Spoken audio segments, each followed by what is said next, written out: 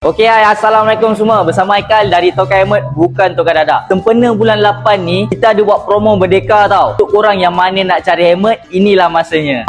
Promo apa je Tokai Helmet KL buat? Helmet ARC. Untuk korang yang mana nak cari helmet buat pakai harian, ini dia, kita ada ARC XR. Yang ini harga asal dia 220, kita nak bagi 190 je. Color korang boleh pilih color apa yang korang nak. Selalunya helmet yang double visor macam ni, harga dia 400 lebih tau. Sempena promo Merdeka ni, harga asal dia 429, kita nak bagi 350 je. Color korang boleh pilih color apa yang korang nak. Yang ini brand daripada Spain tau. Yang ini special sikit. Yang ini untuk abang-abang touring yang nak pakai helmet tu nampak ganas, nampak lawa. Ni dia, kita ada helmet MSR Grande dengan MT Street Fighter. So untuk MT Street Fighter ni harga dia 650 tau. Tapi sempena promo ni kita nak bagi 490 je. Untuk design korang boleh pilih design apa yang korang nak. Size dah tak banyak Size ada L, XL dengan double. MSR Grande ni harga dia 450, kita nak bagi 350 saja. Untuk design korang boleh pilih design apa yang korang nak. Semua lawa-lawa size M sampai double. So korang tunggu apa lagi? Promo pun kita dah buat sampai hujung bulan ni je. Time ni lah korang nak cari helmet idaman korang. Korang mana nak cari helmet, korang boleh terus luncur ke Tokai Helmet KL kat Jalan Genting Kelang Setapak. Yang jauh tu jangan risau, boleh roger-roger je. Yang penting pakai terus handsome.